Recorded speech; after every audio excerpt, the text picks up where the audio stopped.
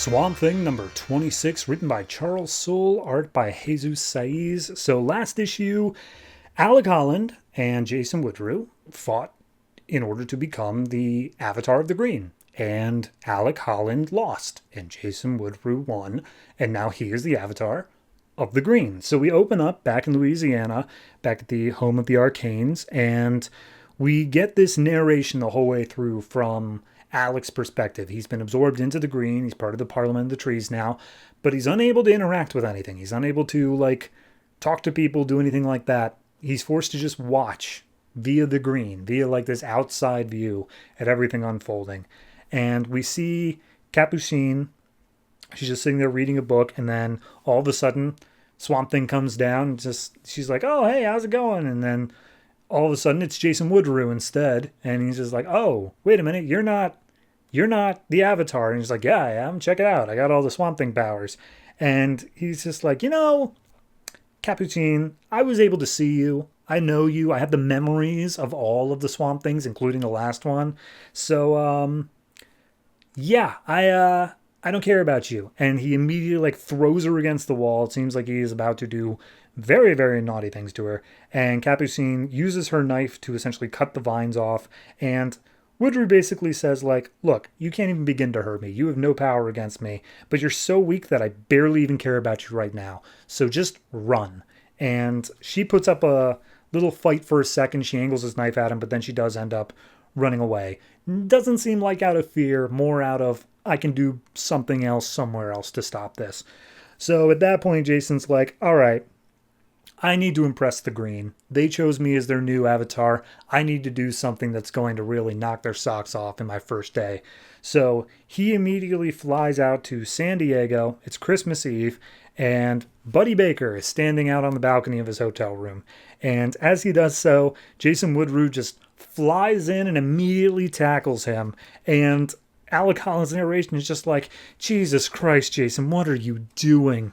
So we get a flashback of, because Alec is now connected to Jason via being the Green and him being the Avatar, he's able to see Jason's full past.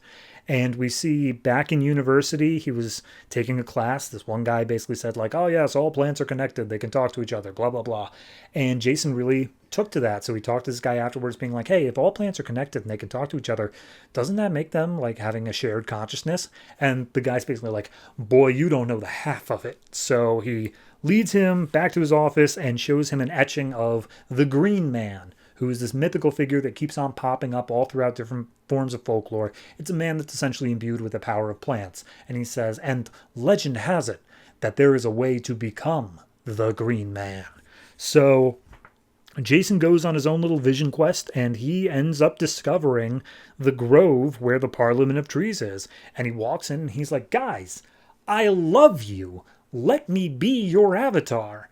And they just snub him. They don't even talk to him. But they did notice him. They did say, "All right, look, we're not going to just do what any random human says, but he clearly is a fanboy, and we can use that."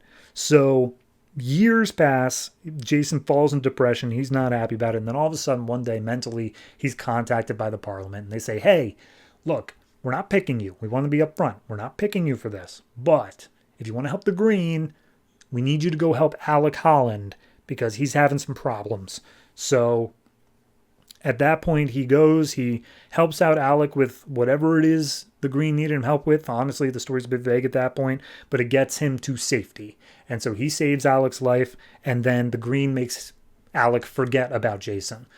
Just completely wipes his memory of it. But as a gift, saying, "Hey, look, we know we didn't pick you, but you did help us. Therefore, we will give you a super awesome power that you're able to alter seeds."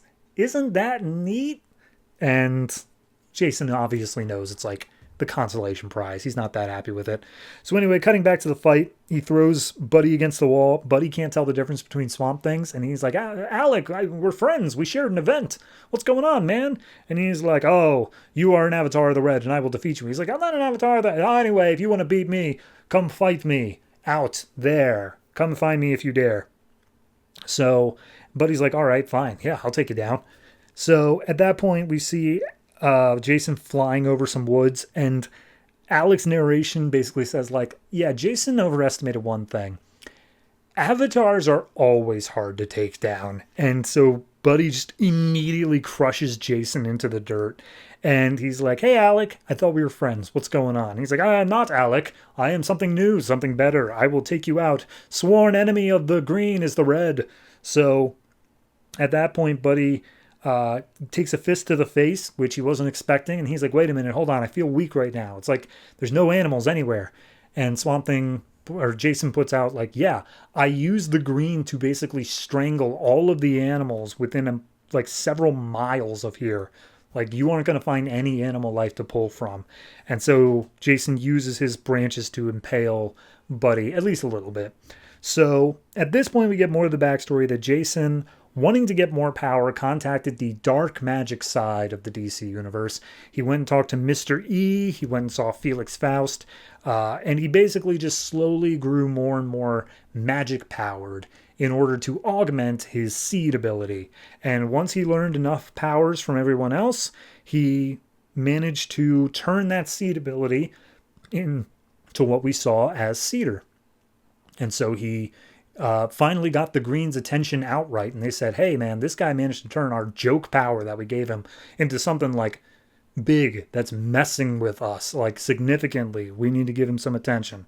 So at that point, we go back to Buddy, and he's thoroughly impaled, but he's like, Mr. Green, you think you killed all the animals, but you only killed all the animals that were interacting with the Green.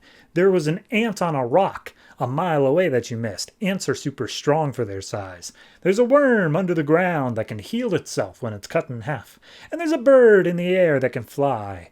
Using those 3 powers, I'm gonna put you in the ground, boy. And so he just flies up, he grabs Jason, he uses super strength of the ant, and Jason tries to fly away, but Buddy just rips off his wings and says, look, you want some advice as a new avatar? Stay the hell out of my way. And he throws Jason back down to the ground with a crater. So Jason immediately just absorbs into the green, pops back up in Peru, and he's like, okay, I might have bitten off more than I can chew there. So instead of killing an avatar as my big thing, I'm going to go a bit more old school with it. Here in Peru, they are cutting down the rainforest like thousands of acres a day. And we see him use his plant abilities to essentially tear this deforestation plant completely to shreds, all the people inside as well.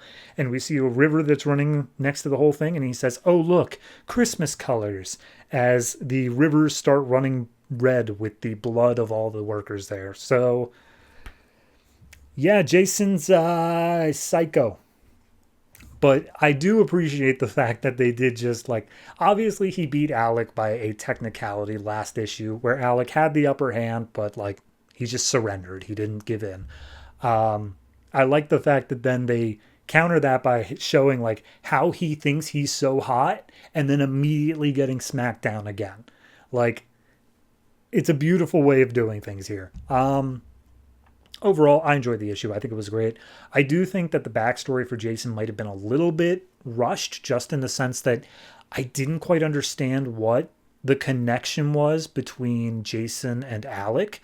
But I also think that's one of those things where, because we are technically keeping the Alan Moore Swamp Thing run from like the 90s in continuity, like it's there. I think it's there. And if I wanted to go back, I could read it there. But like, obviously, I'm not going to. So yeah, I think this issue was good. I'm going to give it a 7.5. I think it is a nice, solid little piece of writing here. But it is kind of just a Jason ain't as cool as he think he is issue. After we spent several issues kind of building him up and showing him to be on par with Alec, if not just a little bit below. It's showing that he's let his ego go to his head. So looking forward to seeing how that wraps up.